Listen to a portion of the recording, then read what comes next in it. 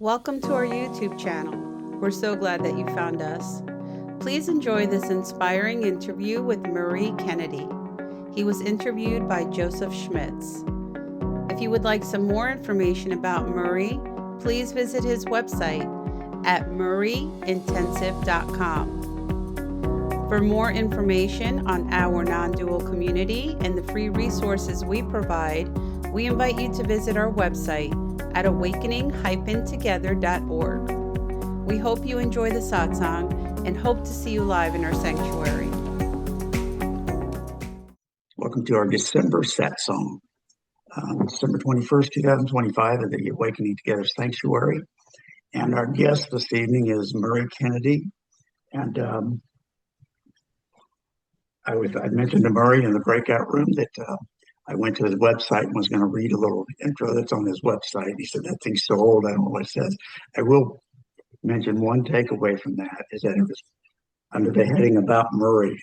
And there's like one or two sentences about Murray, and the rest is about the effects of Enlightenment Intensives or Satsang or Dyad Intensives, which says something, I think, in itself about Murray and about this process, about this practice. So Murray said if I ran out of questions, he would give me some to ask. So, but I don't know that that's going to happen. We'll see. And of course, you all are welcome at some point to come in with questions. But before let me say a few things about himself, I want to mention too, thank you for being here, Murray, because he's a bit of a bug and is a bit under the weather, but he showed up, and we're going to soldier on. So is there anything else you would share about your background, Murray, and about this process? Well, sure. Yeah. Hi, everybody. Laura, do I know you? You've come to intensives, haven't you? Yeah. Yeah. Not intensives, but I've come to Wednesday night. Okay. Because I knew I recognized you. Yeah. Okay. Hi. Yes. Okay. Well, hi, everybody. And okay, me. I am 77 and a half years old today because this is the 21st of December and my birthday is the 21st of June. So I'm exactly halfway around. And I'm a father and a husband and a grandfather. I've got 4 grandchildren and 3 children. And my wife has been putting up with me for 41 years. So, and that's a lot, you know. She's suffered. But she likes me, so I'm when I was 30, I don't know, about 30 years old, 32 years old, I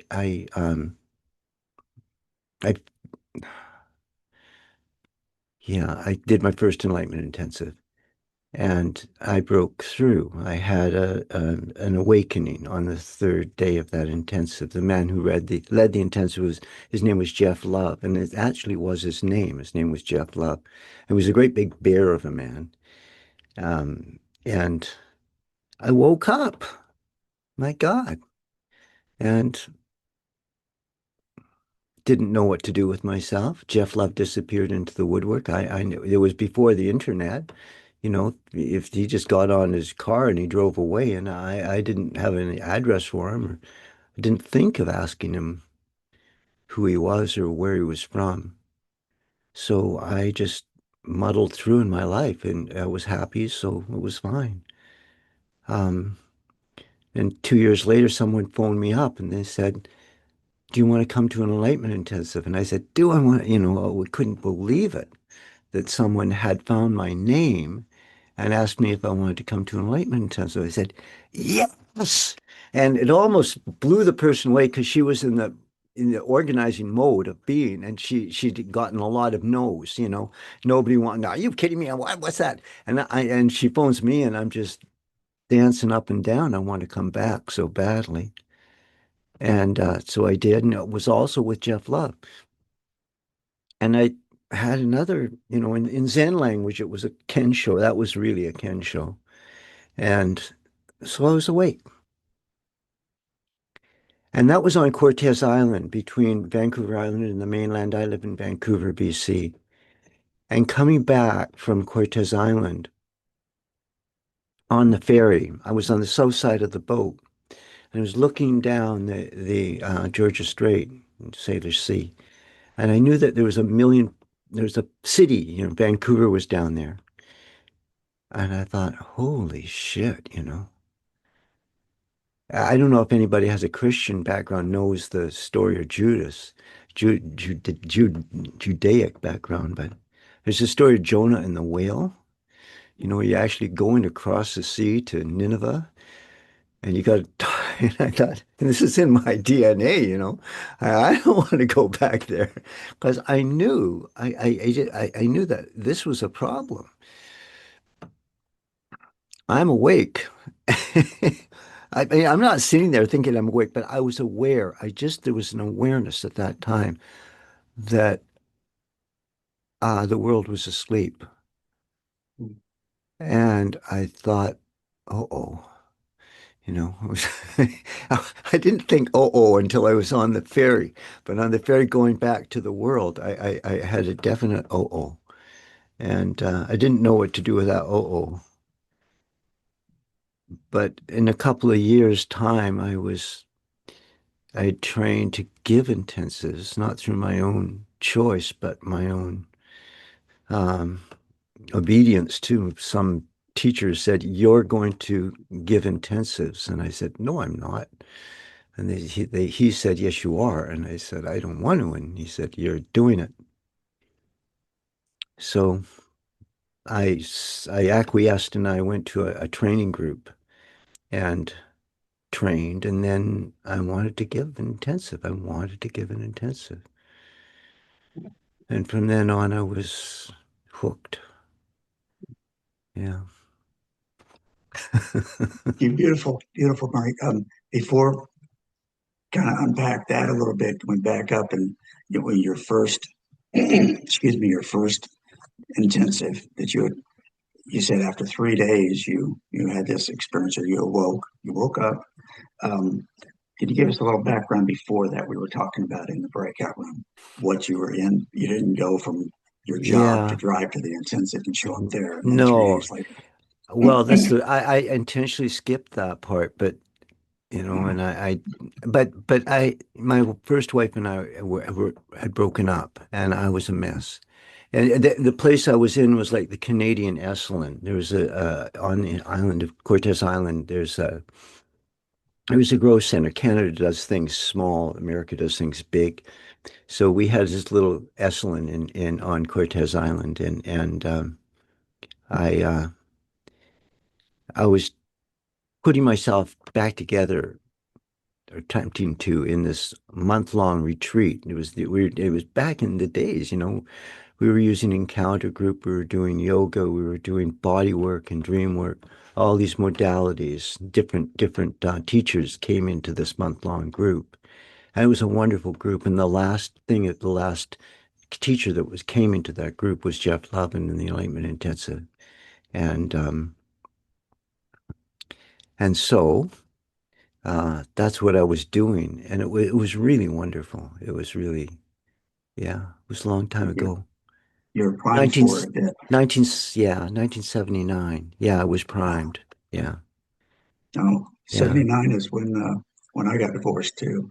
yeah, First wife, yeah. So yeah. okay, that's beside the point, but yeah, yeah.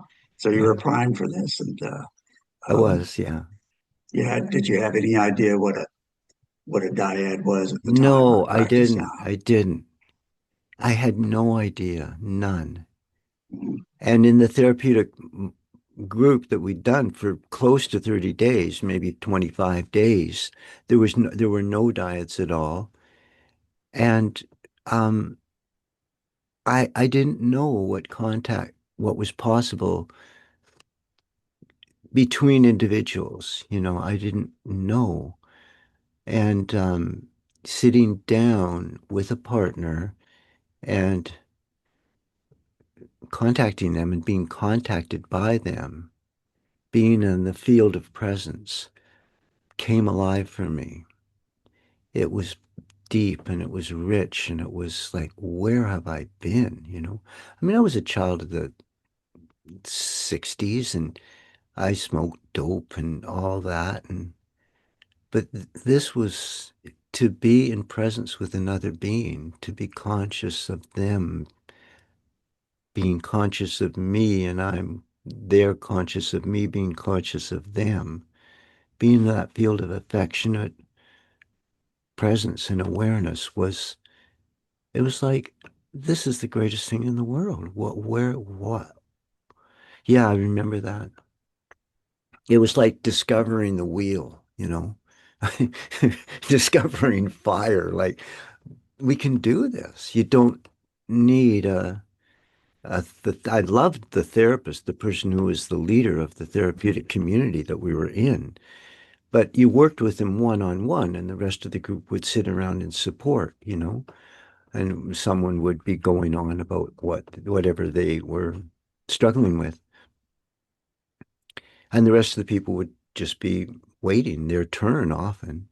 Um, but here we were just all the people in the group were engaged 100% in contact with one another. And um, it just was so efficient.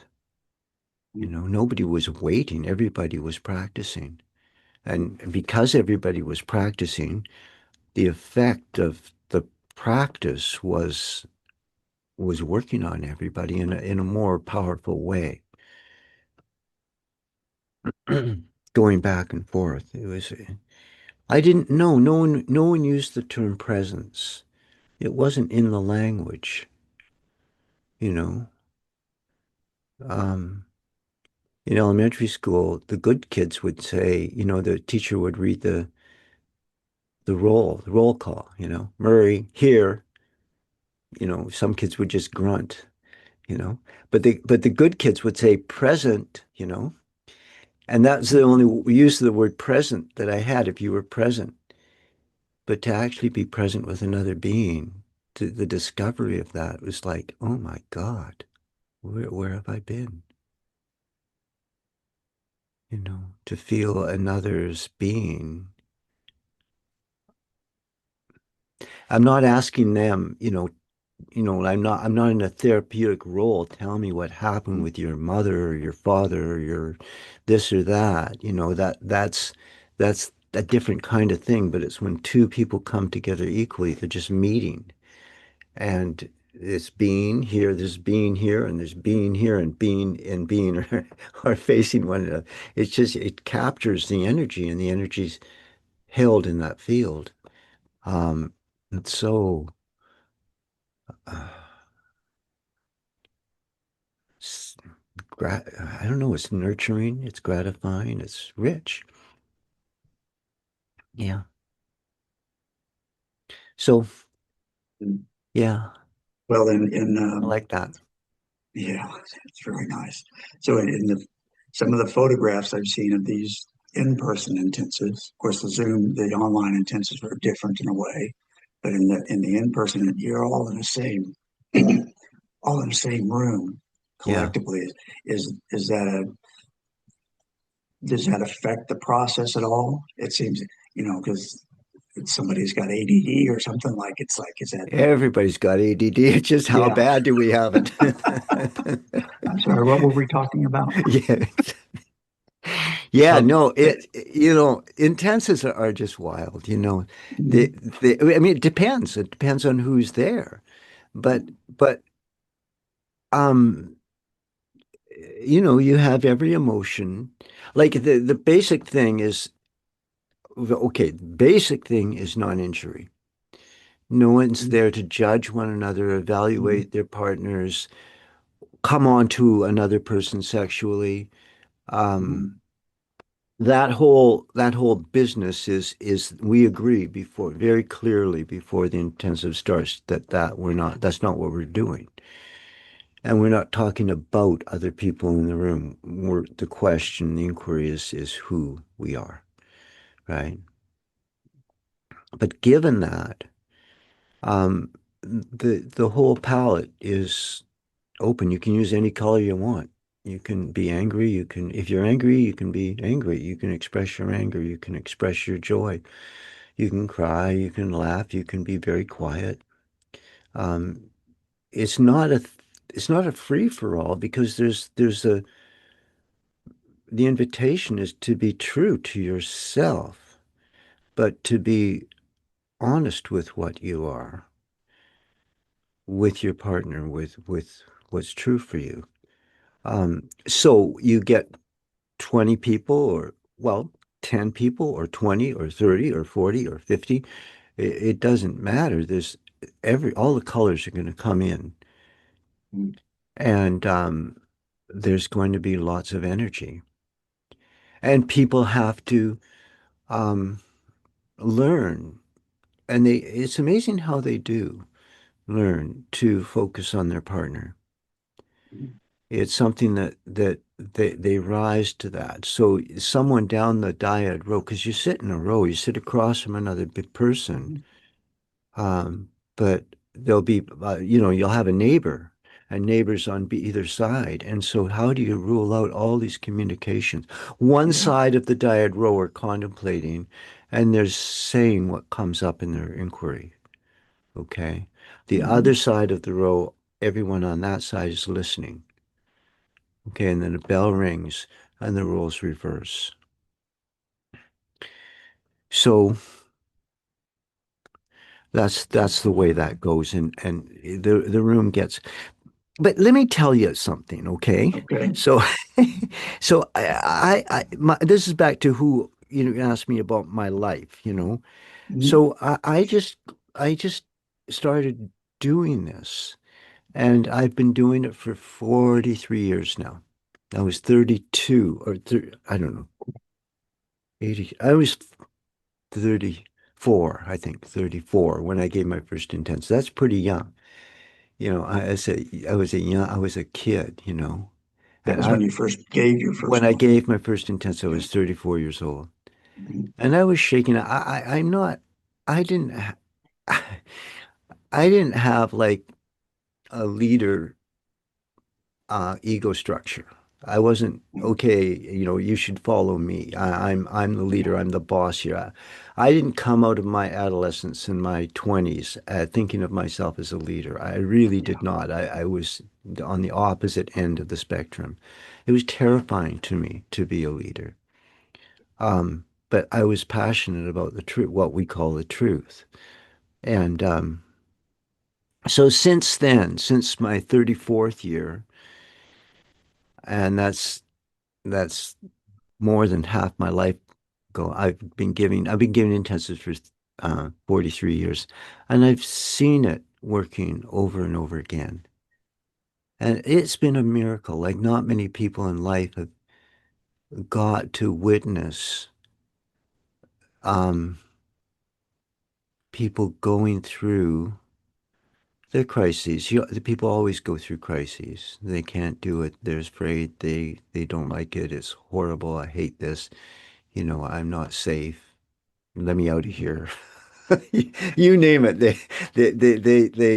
hit you with it, or they're experiencing that. This is the passage they go through in various ways for all hundreds and hundreds and hundreds of people, and there's a there's a purification that actually does take place. It's like the nature of how we are.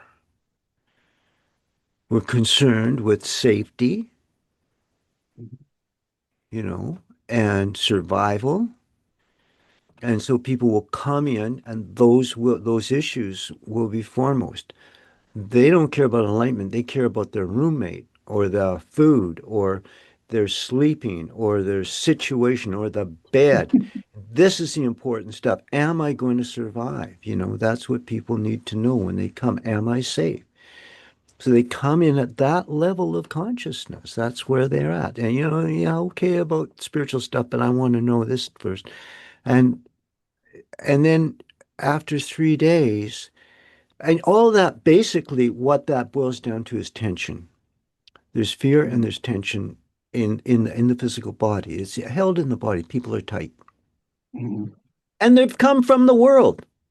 And they've been Yeah. surviving in the world. So they come in the world. I'm tight right now. I got my knees, shoulders up around my ears, and they come in tight, right?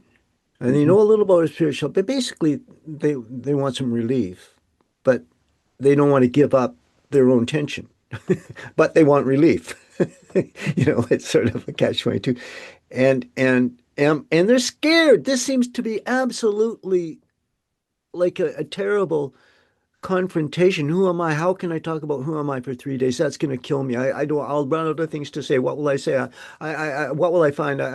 So they're in this state of tension.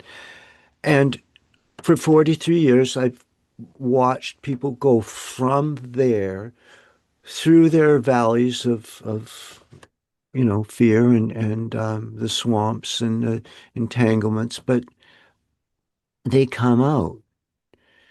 And they come out into the place where the tension is gone, and they're feeling the love, and they're feeling welcome and whole in the world. And the tension goes to a very constricted and narrowed down form of being. Mhm. You can't be yourself if you're being tense at the same time, right? So that tension really is a constraint on being. And as the tension softens, people start to flow. They start to become more and more spontaneous, more and more natural, more and more loving, more and more accepting of themselves, of others, and more and more joyful. It's a good thing, and I've seen it happen. Like it's like a test, scientific method. If you can take the same thing and do it, I did it, and you do it again, and you do it again, and you do it again, and someone else does it and does it and does it, you get the same results. You have something, is something that's actually this can be duplicated, and it's a beautiful window into human nature. People try to say what human nature is when they're looking at a group of people who are tense and afraid, right? But Yeah. what I see human nature at the end of an intensive is loving, it's open, it's spontaneous, it's joyful, and it's natural. Like where at what point do you take the photograph when you're trying to determine what human nature is? It's, that's significant, Yeah.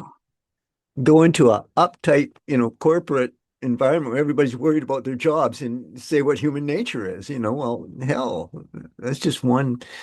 Go to Polynesia and hang out there and see what human nature is. I don't know. Yeah. Anyway, I'm talking too much. No, no. But going back to So, the yeah, tension part that yeah, very familiar with that.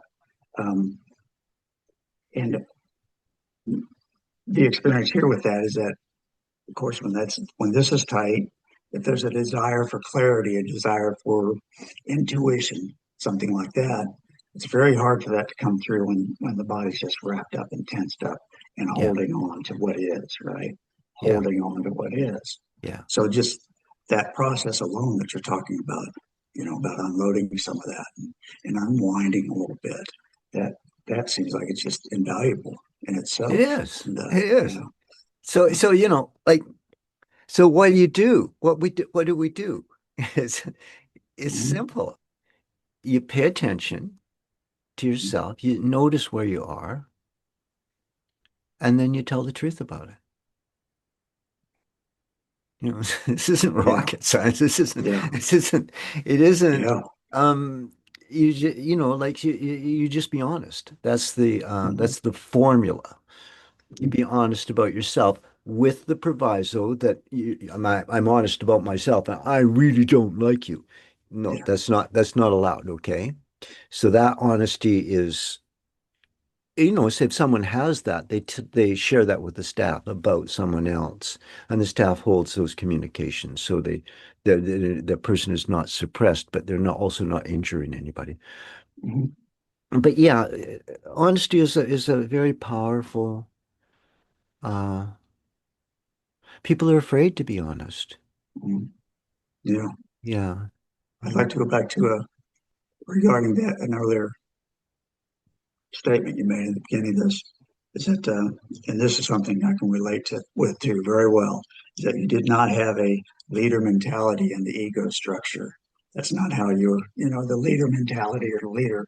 It's like I get that, I want to be follower and just tell me, I'll be back here and safe and whatever. yeah, But you said you were passionate about truth, yeah, it was. and this is kind of connects with the honesty, the desire to be honest. In fact, Yeah, yeah, so so that passion about truth, the passion for truth,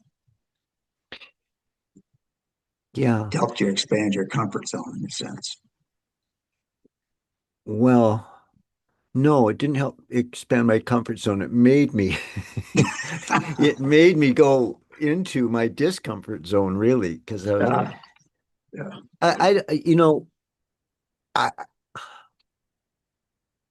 one metaphor for the work that we do when we give intensives, like what are we Mm-hmm. like? We're like midwives, and there's something that's being born, and there's labor. Mm. And I'm a man, I've never gone through labor, but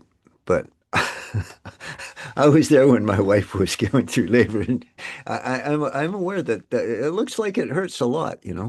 So there's labor, We're getting a lot of and nodding heads. yeah, yeah, and the labor is painful, and then the baby Mm-hmm. comes.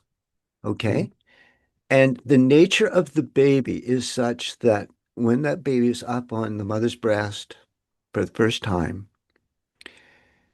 I mean, I know I don't want to oversimplify the trauma and the tearing and the that many women experience in childbirth. I know that's there. I don't want to idealize it, but if it's a fairly natural birth and there's not too much of that, the labor pains are really forgotten pretty fast when that baby's on the mother's breast. It's just like it's everybody's in this place of they're transported into another reality. My daughter-in-law is a midwife, and when she comes home from a delivery, she's just got a glow on, you know. I'm often at their place when she comes in the door. And she comes in, and I know she's just delivered a baby because she's just glowing. She's just got this glow that she has when she's delivered a baby. And she's not, she does that because she loves delivering babies. And there's something about what this is in relationship to loving the truth. Um, when you have someone break through, they're a new baby. There's a freshness about them. There's a wonder about them. It's like they've got new skin. It's like they've got new eyes. They do have new eyes. The freshness, the wonder, the absolute uh, fullness of their being is irresistible. It's just you just look at them and you just you know. So that's the midwife, the mid I know the mid husband function.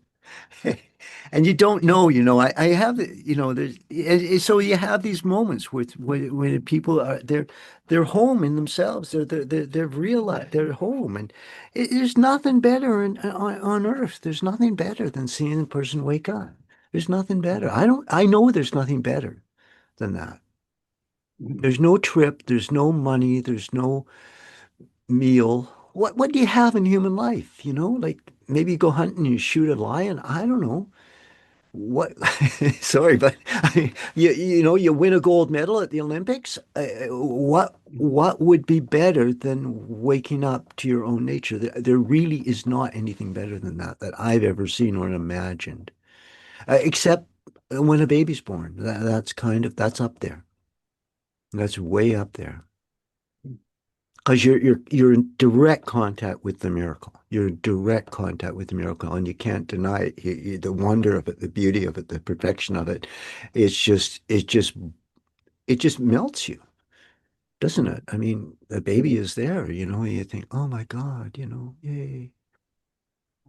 They're so soft For the and first tender. time, And yeah, for the first time. first time the nurse handed me our daughter, and Yeah. it's just like it's just so amazing.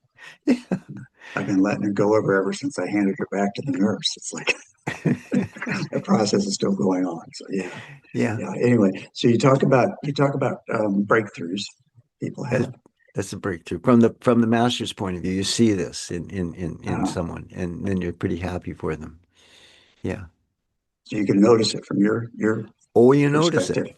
Well, Yeah, yeah, you sure you yeah. do. Yeah, it's like Hmm. it's like black and white goes technicolor. Uh, It's like there's this um fullness of of being is there, and but it's not always immediately apprehended. Some people will break through and they'll be very, very quiet. And there's no, you have to be very sensitive to that. And you're not sure. Yeah. so early on, you mentioned Kinsho. That's what you That's refer what to they call yours it as in Zen Buddhism. It's in one Buddhism. one word they use for direct experience. And I had some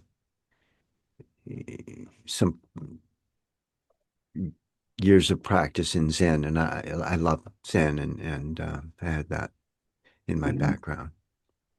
Yeah. So once you had that, that was more than experience. It became a shift in identity. Is that correct? Is that how you would put it, or how about if I? What is your experience with identity, and how has it changed over the years with these practices? Oh yeah.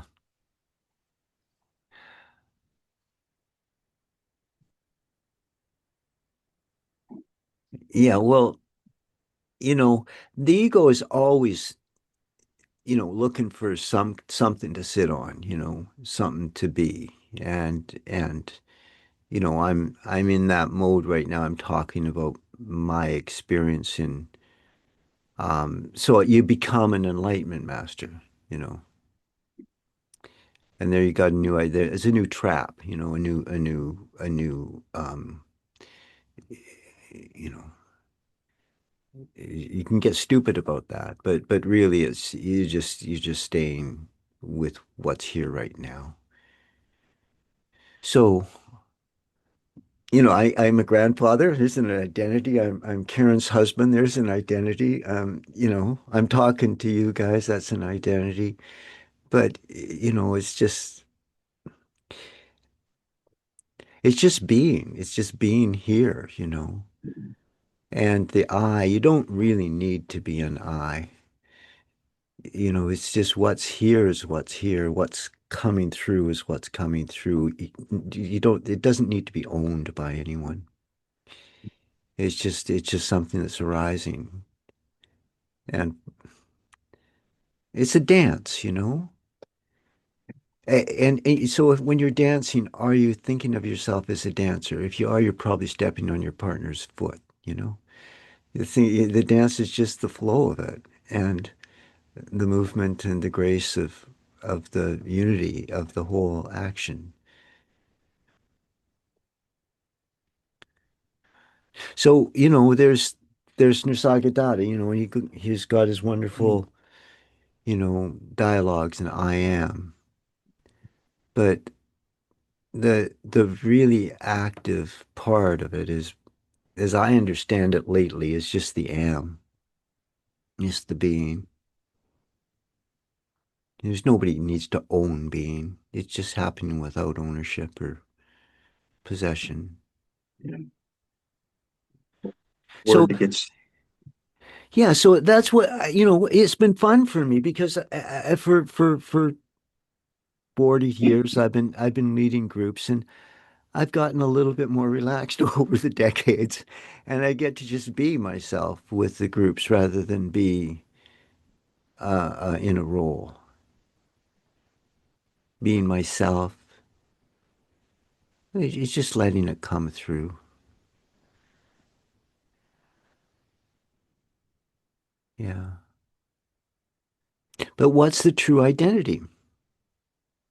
It's tricky business because we want to have something, you know.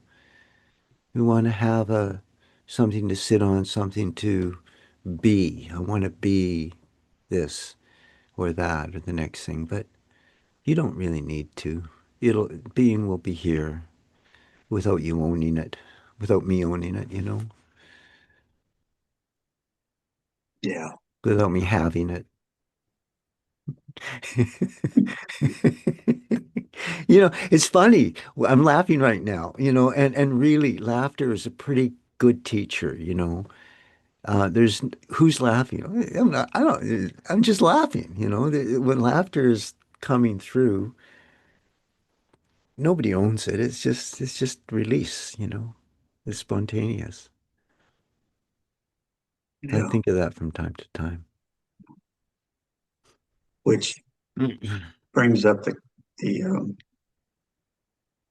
with the few dyads that I've done online and a couple in person. Not I'm a neophyte at dyads, right?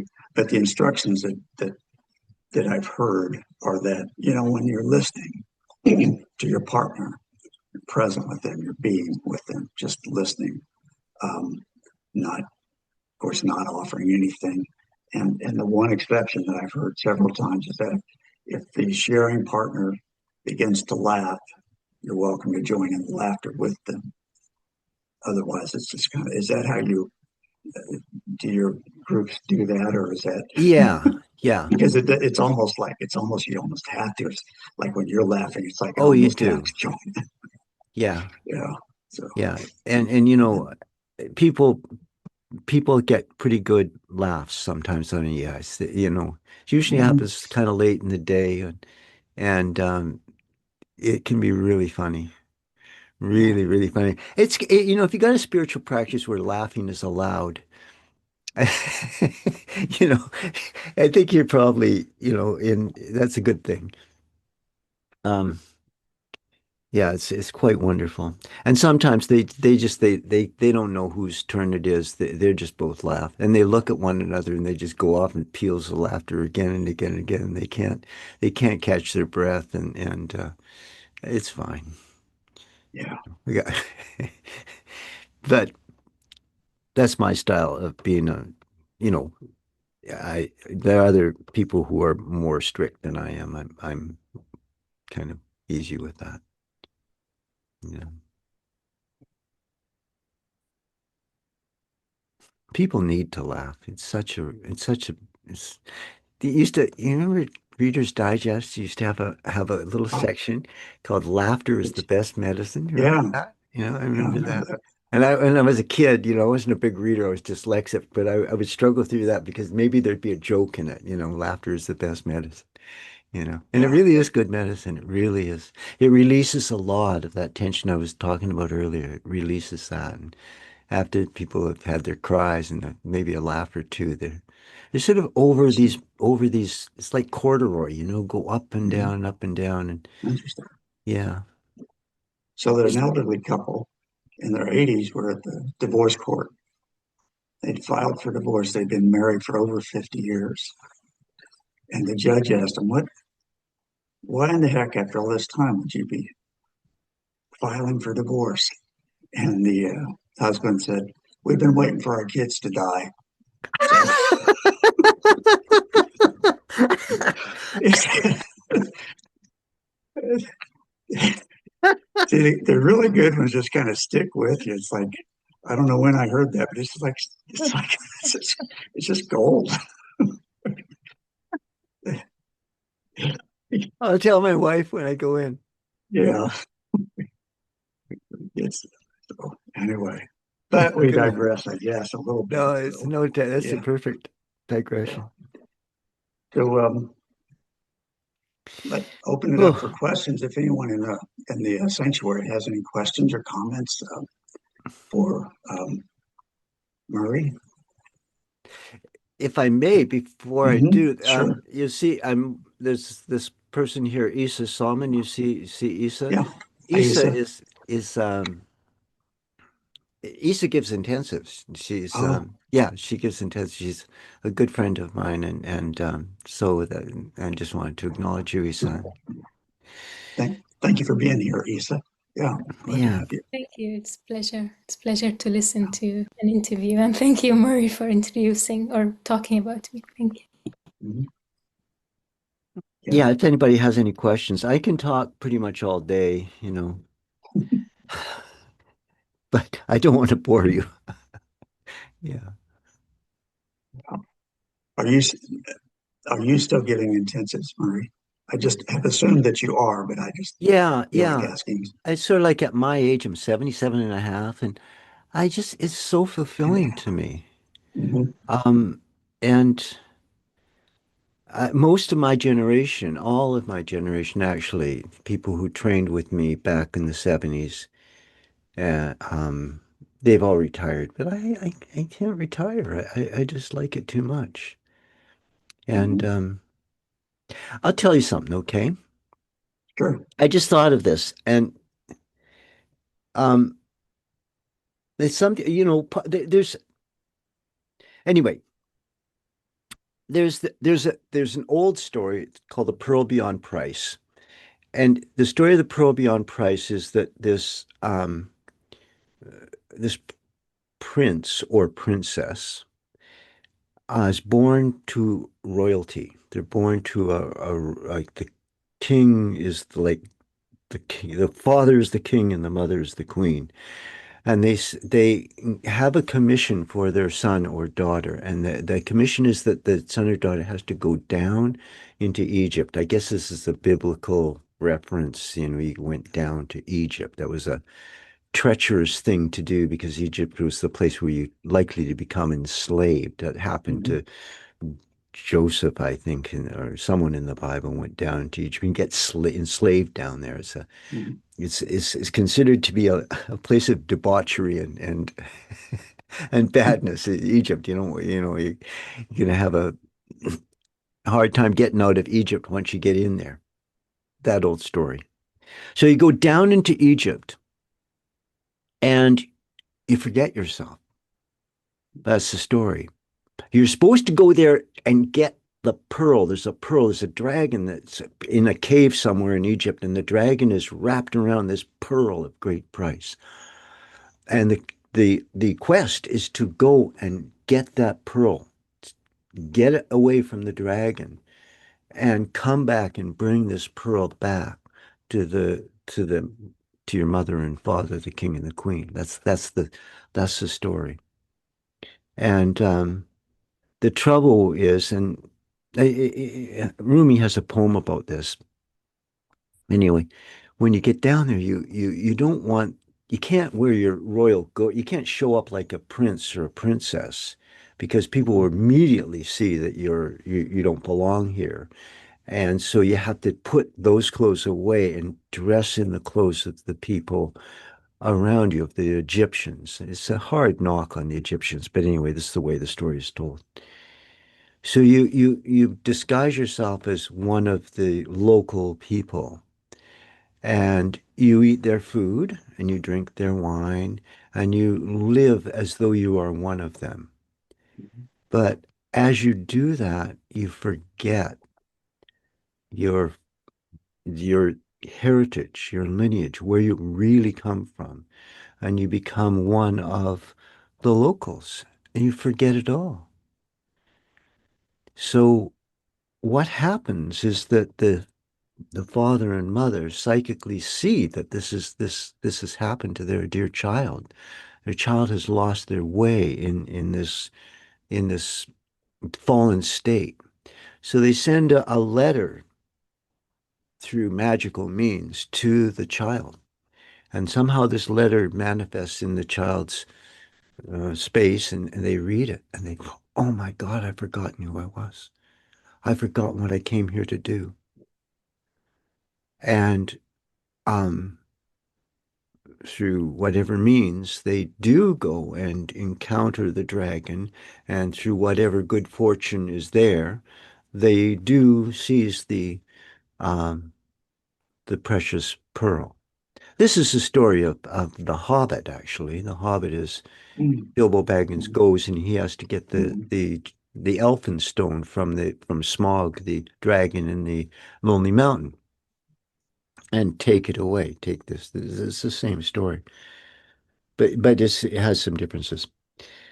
So now you come home, and you bring the pearl back to your father and mother, and this is a Sufi story. This is human life. This is what we do in human life. We're all born in true nature. We're all born. That's why in all the fairy tales, no fairy tales about, well, I guess there are some fairy tales about ordinary people, but most of the people in the tales, most of the principal people in Shakespeare's plays, they're all royal born. The Greek myths, these are all royalty. mm, They're princes and princesses. They're kings and queens. And that's a reflection of our true nature. mm, That's an expression of what we actually are. And the reason we relate to it, now I had the image of a young man and a young woman, because I'm kind of in a heterosexual, but it would be, I don't know how it is for gay people, how they would see this story. But the story is when they get together, they sort of feel that a way about one another. They feel that there's something between them that's almost it's elevated. This is early romance. This is young, but you feel that you and your sweetheart. It feels that there's something between you that is extraordinary that the rest of the world doesn't understand. There's something here that's beyond ordinary measuring. I just see that. And people relate to it. They think that I remember when I was young, I thought that, well, I should live in a mansion. That's where I should live. A mansion would be boat right for me. That's what I thought. And my mom would say, you're too big for your britches. She sort of smacked me down because she knew I wasn't going to live in any mansion. Or maybe a palace. That would be about right for me. It's not grandiosity. It's actually a reflection of the recognition of your own true nature. Anyway, nice. Yeah, yeah, our own true nature yeah, royalty. spiritual work Sure. is finding that sacred part of yourself that there's nothing Mm, that you are a prince, you are a princess, you are a king, you are a queen. In your true nature, that's what you are. There's something there. It's not an identity, it's the absolute preciousness of the being that you have been born into. And enlightenment intensives are one way of retrieving consciousness of that, the value, the absolute value of a human life. And it's not a human life, it's your own human life to be yourself, to realize yourself as yourself. great illustration. Yeah, Is it? I I don't love know. that. I love that imagery. But it brings me back to when earlier you were talking about being on the ferry, and was it you were looking out in Vancouver? Is that where it was? Oh, on the And you ferry, were, yeah. yeah, and you had this Yeah, trepidation or fear I did, because yeah. you knew is this. I mean, is this You know was what that? happened? Can Yeah, I tell you a little story about that? That was no, that I don't know if you remember, but some of you are old enough to remember that thanks, Isa. Um yeah, the Rajneesh scene was big in Vancouver at that time. uh, And I was never a Rajneesher. I couldn't see walking around in orange rolled ropes with a picture of Rajneesh on a mala around my neck. I couldn't relate to that. Um, but anyway, I went down to the sort of hip end of Vancouver where the um, vegetarian restaurant was. And I, there was all these Rajneeshers there. And I thought, oh, these guys, because I just had an awakening, right? So I thought these guys must know about this. So I bopped up to them and said, hi, hi. Um, uh, I just did an enlightenment intensive and it was great. And you know, guys, this must be why you guys wear orange robes, you know? You know, like this is what you're on to. And they just looked at me and I was back in high school, you know, and this was the in crowd. These guys were clearly the in crowd. And I was this guy who was trying to break into the in crowd, but I didn't have any orange robes and I didn't have any mala. And they just looked at me like, you know, like that. And, and, I said, well, you know, I'm sort of bopping. I'm kind of like a puppy dog, you know, and say, this is really great. Can I talk to you? I want to tell you what. So they let me sit at their table with them. And I told them what had happened. And when I'd finished telling them, it was just dead silence at the table. And then they just started to talk among themselves. Nobody even acknowledged what I'd said. And they just turned from me and they just talked among themselves. I was kind of crestfallen. And there was a woman there. Typically, it was a woman.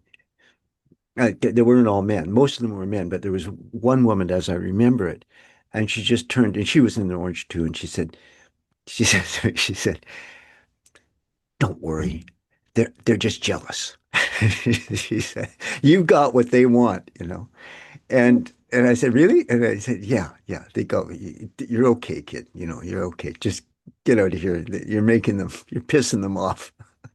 I don't mean to tell you that story from the point of view of, you know, superiority, but the point is that the pure efficacy of the self-inquiry method, the dyad method, the power to bring people through, is remarkable. And I say that in all honesty, it's true.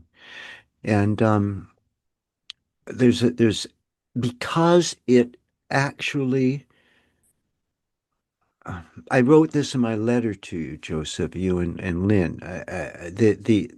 The vessel, if you think of the practice, the nature of the Enlightenment Intensive, it's this vessel, and it's constructed out of elements of truth. Like its sails are made out of, I don't know, some aspect of truth, and the hull is made out of an aspect of truth. It's navigation, and those aspects are awareness, love, an ability to go with the flow. Like the way reality is it's changing moment by moment. And by moment by moment by moment by moment, it's changing. And you can fight that. You can say, we're all going to sit still and no one's going to move. And if anybody's going to move, they're going to get yelled at. That's sort of resisting change, isn't it? You're going to sit absolutely still, right?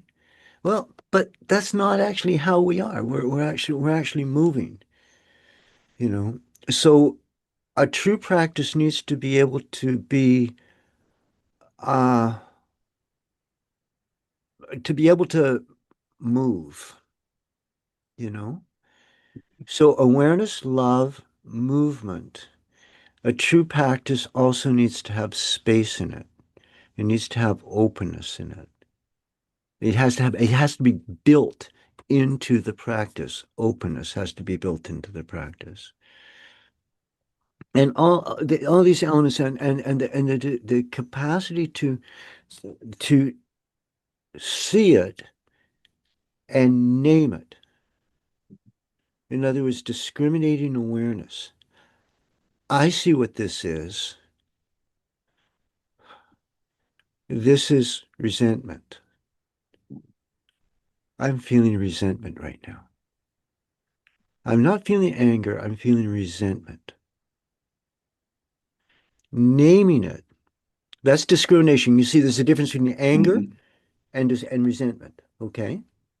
They're both traps, but which trap are you in? If you're calling your resentment anger, you're not going to get free of your resentment because you haven't named it yet. You haven't understood it, right? So you're kind of blind. So there's a thing called discriminating awareness, a discriminating knowingness.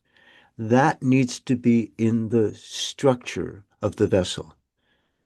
You need to be able to see what things are. I give a kind of a dark analogy, but um, you you need to see that your anger, underneath your anger is sadness, and inside of your sadness is love. These are discriminations, okay? And the way it moves is through recognition, naming it. This is why being honest is a powerful tool, because in the course of being honest, you first say, I'm angry, and then you realize, having said you're angry, you say something here underneath. What is this that's here? It's my sadness. So now you're in your sadness. And why are you sad? Why would you ever be sad? Well, you're sad because you love. There's some love. There's some broken heart there in your sadness. And so there's a progression.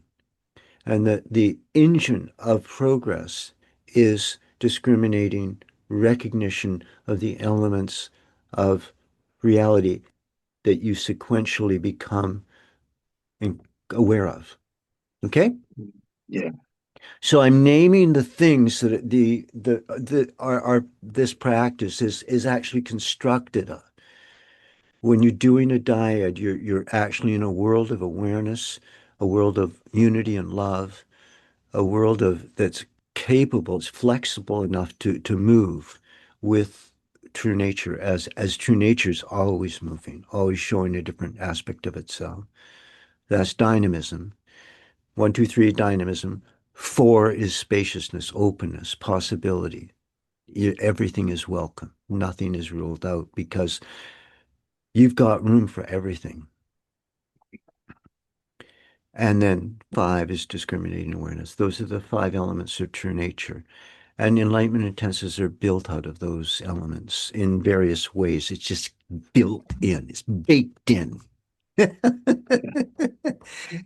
because it's baked in, you get the benefit of it. It's true. Yeah.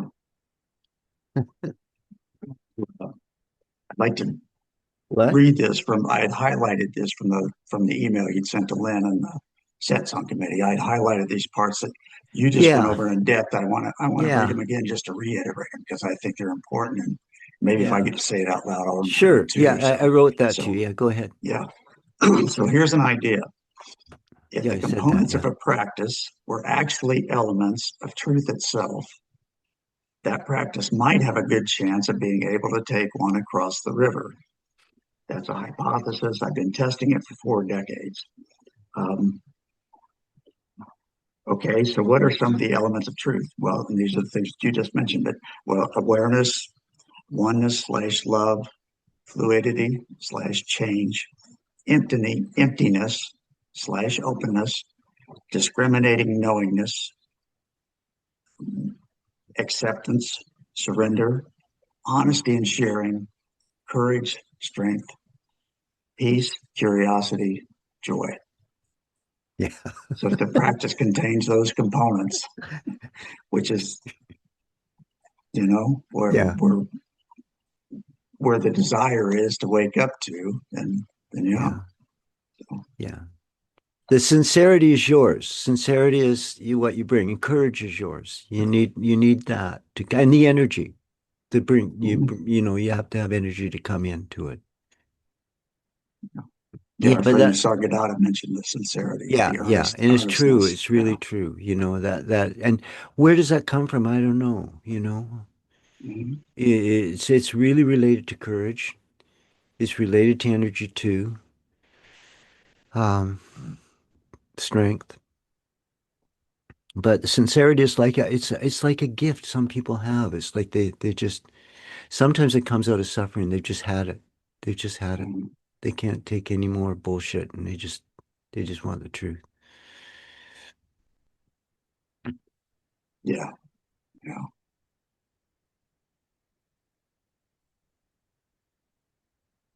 I wrote That's oh, go ahead. I Go wrote ahead. in that letter that I'm a bit of a relic. I'm sort of like Yeah. I don't say this from an ego point of view, but like I've never done this before, this interview. I've never been interviewed in my life. Oh.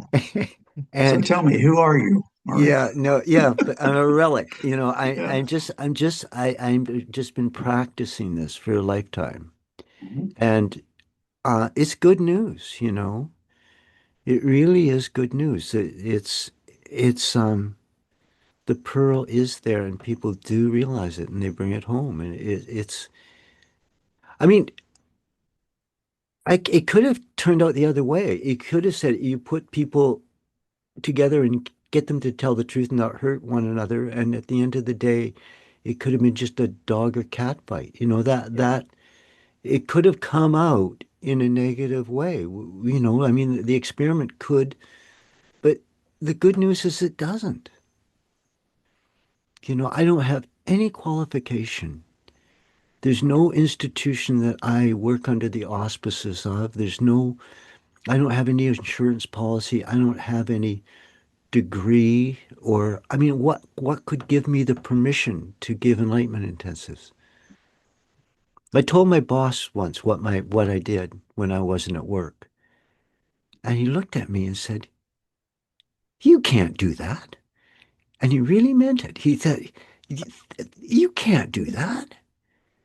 But actually in our culture, in our society, I can. I mean, I don't think I could do it in China or in Russia. Mhm. You know, I wouldn't be able to do it in Iran, I don't believe. But our world is such that I can just say, okay, we're gonna do diets for 3 days. Do you want to come? You know, and people say, yeah, I want to come. I get enough people saying I want to come, so then we have an intensive. Mhm. There's no institution, doesn't exist. I mean, Isa here, she does the same thing. She does it on her own say so. She just said, there's going to be an enlightenment intensive in Bali. When, Isa? When's the intensive in Bali? Well, I have at the end of February and I have at the end of March. But Okay. yeah, I could add up talking about this is like, yeah, there's the Enlightenment Intensive, but talking about me, I also hold something which is also continuity of our work, is holding love retreats. And this is also something might be interesting for people. I mean, Marie, also, if you would like to mention it, Mhm. how love retreats are. You've done some. So they are both love retreats and EIs, but now I'm opening a whole different subject, Yeah. but still connected. Yeah. Yeah. So you don't have to work on who you are. And people will shy away from who they are because there's a lot of issues about who we are. Mhm. It's the psychological territory is fraught. And so it is with love too, but for many people, the if you had a choice, you know, love on one door, who am I on the other door? A lot of people would want to go through the love door. They would choose love. So based on that, you know, years ago, we started giving love in intensives, and instead of saying open to who you are, tell me who you are, the instruction is open to the presence of love. But you do Mhm. it for 3 days, and people would break through on that, and yeah. And Mhm. Isa's offering some of those right in the very near future, Yeah. over the next couple of weekends, I think. Yeah, this next week, and yeah, you're welcome to come. I can put it on the chat. Yeah, the love is interesting because um, somehow it makes people open. They just like get a smile when they hear about love. And yeah, as you said, Marie, who you are might be a bit scary, but finally, maybe or somehow at some point, everything melt together, and like it gets together. It's us, it's me, it's you who are interested about love, and then who's that, or what's the nature of myself. As I open, when I open to the presence of love, maybe I even get closer to the nature of myself. Mhm. So it gets together. Also, I get maybe closer to the truth about life. Maybe I get closer to the truth about another.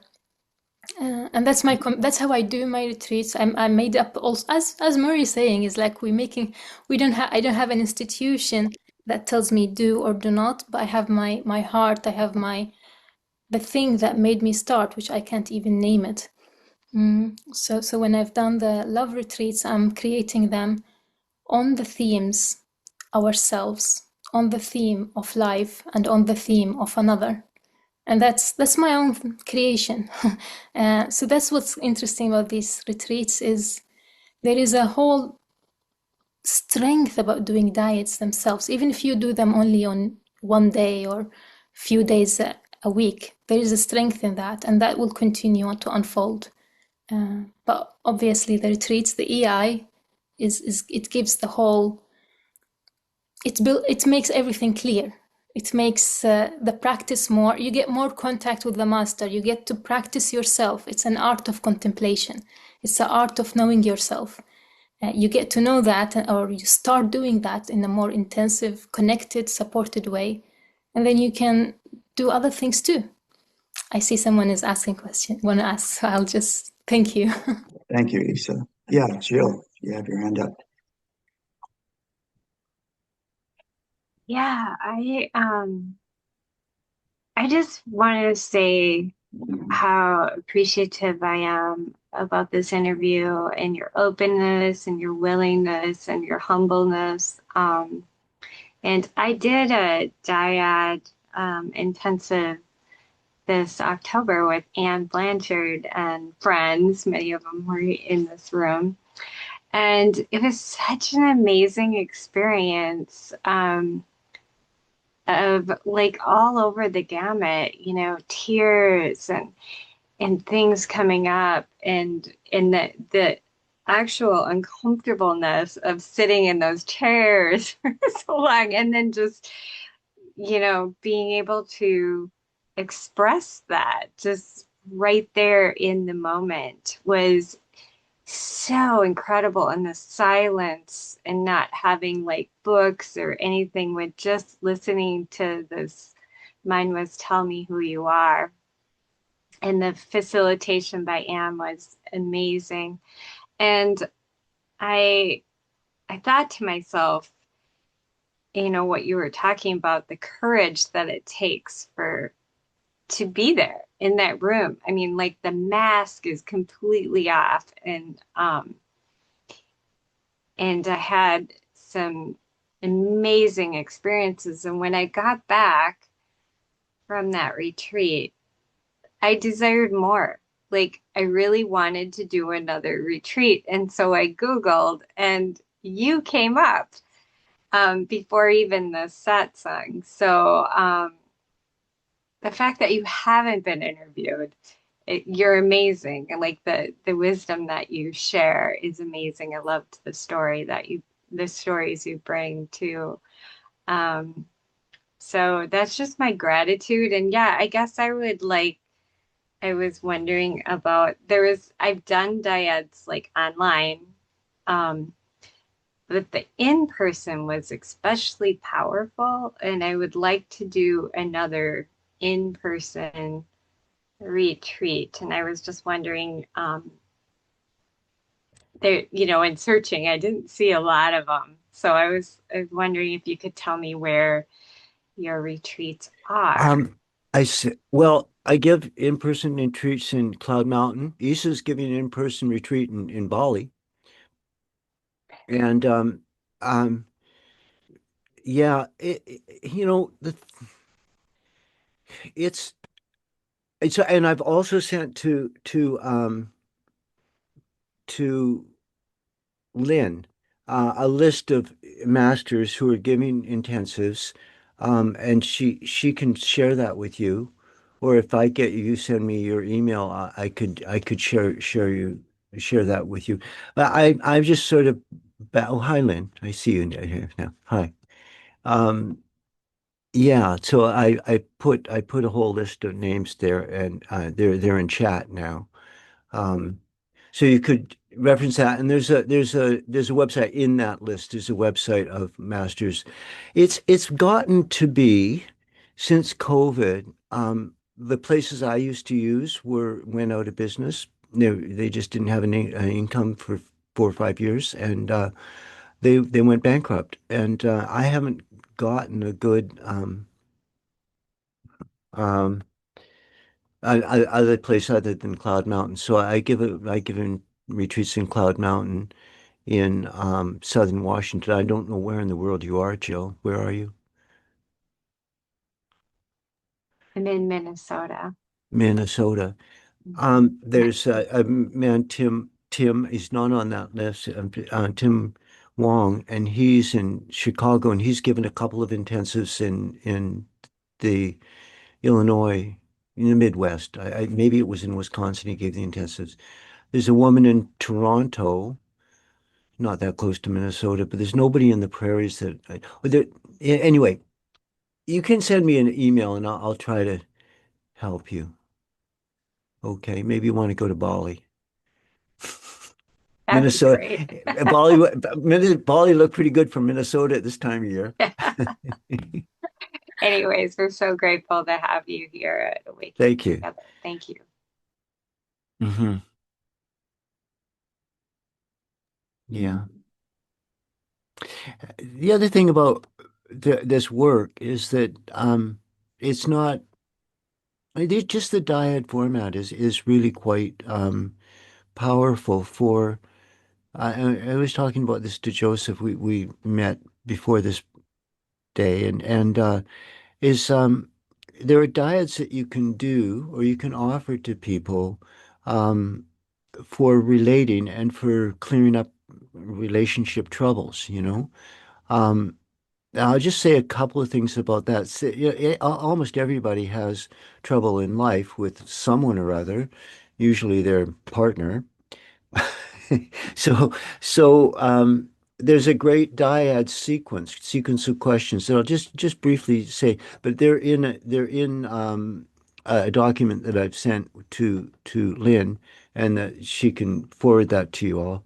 But there's one for couples, like so you're not working on who you are or tell me what love is in an absolute sense, but you're trying to sort out some difficulty you're having with one another. And usually, if a couple is in kind of some kind of stressed condition, they come into the conversation with each person has their case and their complaints, and they bring those forward. And how does it go? Not so well, you know. It's called a fight.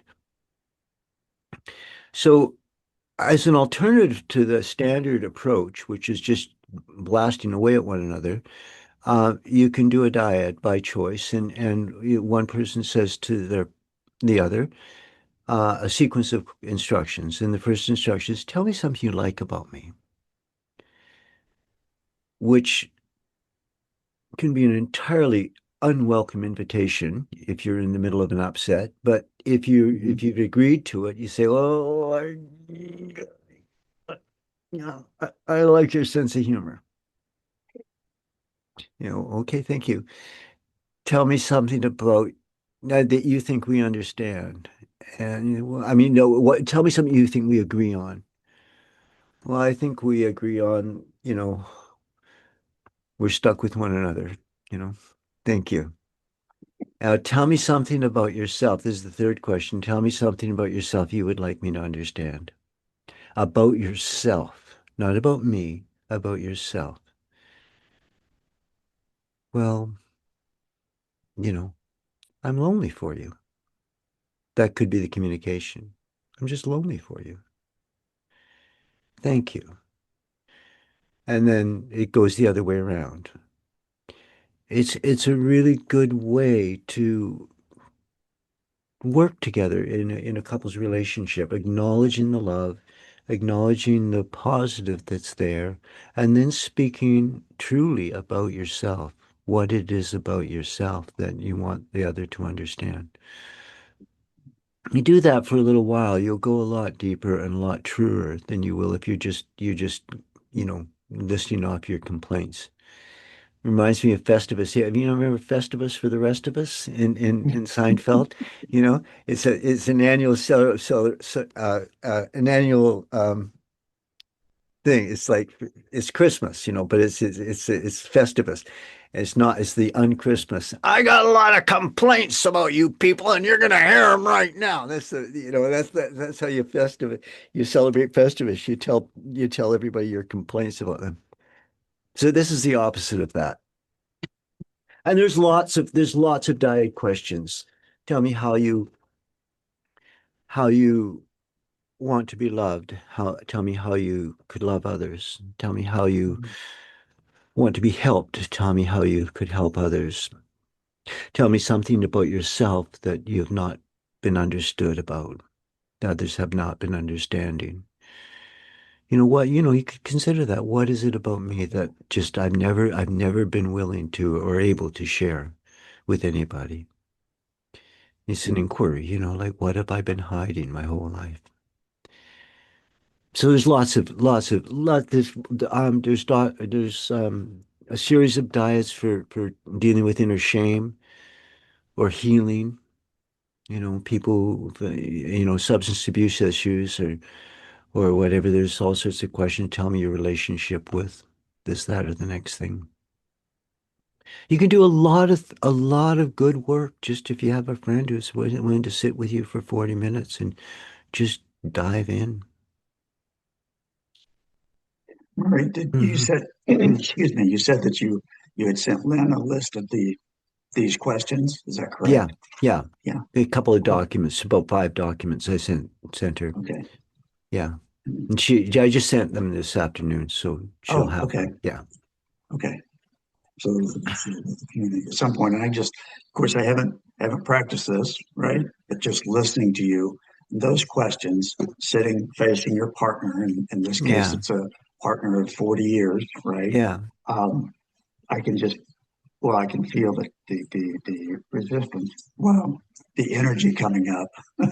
It certainly feels like resistance energy, but I can imagine the intimacy it would bring too. Just tell me something about yourself that people don't understand that you want them to understand. Something like Yeah. that. You know, it's and we all. This is what's coming through here. Just sitting in listening to you and listening to Ice and others share is that it's excuse me, the things that you're sharing, about what's going on in the psyche and that sort of thing, the darkness, or it's like none of us are creating anything new. There's nothing that I can tell you that's going on in this psyche that you wouldn't understand because it would sound like it's alien or foreign. It's like it's part of the human Yeah. psyche. Yeah. And just bringing it out into the open. I'm not experiencing anything that other people don't experience. It may have a different scenario to it, a different flavor, but it's not anything that's way up there on Pluto or whatever. It's right here and it's right now. And then as we share that, it's just part of the common experience, the communication experience. And the other thing I'm getting from this whole interaction is that the story of the pearl of great price, is it that story? Is that what that name of the story is? The Yeah. letter, the letter from the parents. This is a letter from the parents. This is the letter Yeah. from the parents. It's like calling us to turn around a little bit, to come home. Yeah. Yeah. So Yeah. there's no question. That's just what here to be shared. So No, it's fine. thank you. Yeah. I'm out Just of questions now, Murray. So That's fine. anyway, It's fine. I just wonder if anybody, any of you, Shauna, I see you there, and Lynn, hi Lynn, and Rhoda, hi Rhoda, and Anne Blanchard. So you yeah, gave an intensive, yeah. is that right? Uh, that is right. Yeah. And where did you? How come we don't know one another? Where are you? What are I'm you? in I'm in New Jersey. Who's I your um I who's your spent connection? well, I spent a little time with Shivam this summer, but mostly I've done intensives with Katrine and Jack Pondicary. Oh, Katrine I and Jack. know him. Sure. I know Yeah. that they know you. They send their love. I was just with them in Ajijic in Mexico. Huh? Yeah. So I only do things with Awakening Together with this organization, and they're often very small. And so that's just for now been the call. Wonderful. But it's wonderful to meet you. I've heard just incredible things about you from people that I love. Okay. And Yeah. now because Lynn referenced you, and then now I see your name. That's the name that because when Lynn said Land Blanchard, I just didn't know you. So was that your first intensive? No, Good. You've been no. giving intensives Yeah, yeah, yeah. A couple of them. Yep. every So, Saturday. Every Saturday morning, I give a master's training. You can come anytime you want. It's free. oh, I'd love to. Saturday morning's great. We used to do two dyads in the sanctuary every Saturday, but we let that go when life changed. So yeah, I would love to catch up on a Saturday morning. Yeah. Okay. Wonderful. Well, do you have my email? You send me an email, and I'll put you on the list. I mean, you don't have to come, but it's there, and there's about 20 people, and we're doing an ongoing 4 year. I mean, I've been doing it for 4 years now. Wonderful. I'm looking for this. I'm getting old. I'm looking for the next generation. You look young. I am a little younger than you, but Yeah, yeah, yeah, this is true. But thank you for your commitment to this work. you're welcome for my commitment And to this Isa, work. thank you for your commitment to this work. It's just such a gift to keep Charles Burners. I'm also I just finished year 3 of clearing. Okay, so So you're I working just with Lawrence, no, or I'm working with one of his students, which one? Charlie. I don't know if you know Charlie. Okay, Charlie. Okay, Yeah, great. yeah. So we just Okay. finished that up. So I'm kind of I can still very much say I'm a student. So Well, I look so am I. I look forward to connecting with you. Yeah. Okay. Thank you. Thank you. Are you in the US? I am. I'm in New Jersey. New Jersey. Yeah. Are you in the US, Isa? I'm traveling most of the time, Ah, but based like my origin is in Sweden. in But, Sweden. but Okay. yeah, but I go to Bali, I go to everywhere. Okay. Yeah, Wonderful. thank you. Thank you, Okay. Anne. Anne is a gift to our community too. So, Yeah, I can yeah, see thank you that. for sharing that. And Rhoda, you had your hand up. Do you still have a question or comment? Yeah, see, I was going to ask Please. Murray to come to Colorado and do an intensive with us in Colorado. Okay. But I'll We have, email you, Murray. I have your email. You're in trouble now. Okay. yeah, Yeah. thank you, Rhoda. Yes, we have a retreat house in La Vita, Southern Colorado. Avita. And Yeah. yeah, it's a beautiful facility. And um, as I understand it, our retreat schedule for 2026 is still open, right? So yeah, excellent. Yes, Colorado is gorgeous. It's yeah. Go ahead. Does anybody else wish to share at all? One thing I didn't mention is I've um we've had dyad nights for 40 years. So every Wednesday night for 40 years there's been a couple of dyads, and this is what my wife Karen has to put up with. You're on Zoom, is that correct? Yeah. We Yeah. we we were all met in person for the I don't know 35 years, but when COVID hit, nothing's worse for spreading COVID than sitting in a room talking to one another. So we stopped meeting in person, and I started meeting online, and and then I can't stop because I live in, it's like for Americans, like, everybody knows the Bay Area, you get San Mhm. Francisco and Oakland, Berkeley. Well, I live in Oakland, Berkeley, and everything happens over in San Francisco. So I live in North Vancouver, and everything's over across the water in Vancouver. So for 35 years, I drove over that bridge and back every week to Dyad night, and I just got tired of doing it. So, and more people come to Zoom Dyads. So anyway, I do Zoom Dyads now. But I'll say this: I'd like to say this because it's true, Mhm. and um, there's a deep preference for meeting in person, and I have that preference. I love being in person with people, um, but you can't make the perfect the enemy of the good. And the truth is that I'll just give you an anecdote. The first Zoom intensive I gave, COVID had hit, we couldn't meet together. So we thought, well, could this work on Zoom, you know? And we tried it. And a woman who had done intensives with, like, she was as old as me, and she was very, very awake individual, extremely enlightened person. She was a master. I'm not as awake as she is at all. But she came to my intensive, Zoom intensive. And on the second day, or it might have been the first day, she had a profound awakening. And she said, by her estimation, that this was kind of like the icing on her life's work, the icing on the cake of her life's work. So there's some piece that was resolved, some part of her inner quest was brought home in that Zoom intensive.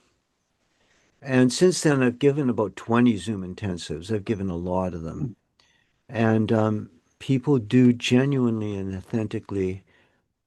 You see, true nature doesn't care if you're on Zoom or if you're in a room or if you're off on a walk or if you're, you know, you're dancing with your sweetheart. True nature is what it is, and it has no preferences. True nature doesn't have preferences. We have preferences.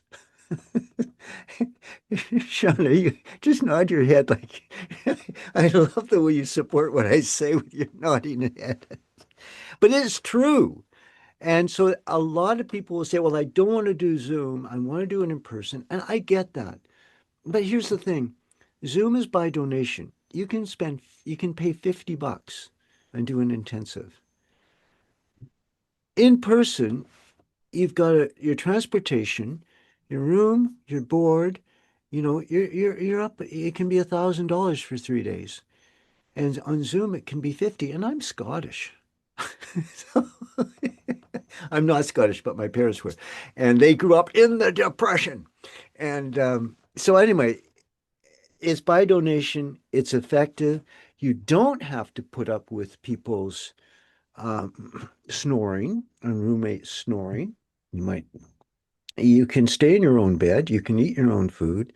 You can be safe because you know, and you don't have to listen to all the cacophony of the dyad row and the people laughing and crying and screaming in the group. You have a quiet contemplation, and your contemplation can go incredibly deep. And true nature doesn't mind if you're on Zoom. I just got to say that. Great point. Mm-hmm. Yeah, great point. It's true. Plus, we're sharing in a community that Yeah, this is isn't so founded and bad. based on Zoom. This is where we live, is on Zoom. So Yeah. the sanctuary is, so Yeah, yeah. And there's a too good many. feeling here. Yeah. I feel, do you feel a good feeling? Oh, absolutely. Yeah, Yeah, it's a good absolutely. feeling. There's a Yeah, connection here that is it's palpable. real. Yeah, it is Yeah, it's real. palpable. Yeah, it is. Yeah. And you know, like last February, I give back-to-back Zoom intensives every February. And last year, those intensives, and then when the intensive's over, well, what are we going to do the day after? Well, I get up anyway. We'll open the room for Dyads. So people come and we do Dyads the next day and the next day and the next day. And people don't want to stop. So we go for like a week every morning and giving Dyads, and the Dyads are going. And then I say, okay, I've had it, guys. I got to get back to my life. And they say, well, we want to keep going. And so they did. And that group is still meeting Monday, Wednesday, and Friday every morning at 6 o'clock Pacific for 10 months. And they do it because they love it. You know, it's kind of like this. It's a sanctuary. And they won't stop. And that's on Zoom. It works. Speaking of stopping, Yeah. we are at the top of the hour. Yeah, we are. And that's a wonderful way to end this beautiful conversation. And if you have any last words to share, Murray, while we're here, I want to thank you for being here. So, yeah. Oh, it's my pleasure. Yeah. I've been waiting to be interviewed for 43 years. Very happy. Perfect timing. Perfect timing. Yeah. You know, I just say this is the honest truth. I've been one of my two best friends in life is a very famous person. And I'm a very unfamous person. And he gets interviewed all the time. I never get interviewed. So I can tell him, hey, I got interviewed. Yeah. Yeah. Tell him it was an hour and a half interview too, 90 minutes. Yeah. Okay. All right. Thank you very much, Murray. And I'm going to turn this back over to our Okay. admin, Reverend Shauna. Okay. Thank you for watching our satsang. We hope you enjoyed it. If you would like to join us live, please remember you can do so by visiting our website at awakening-together.org. We'd love to see you in the sanctuary. Again, our website is awakening-together.org. Remember to click the bell for more notifications and subscribe.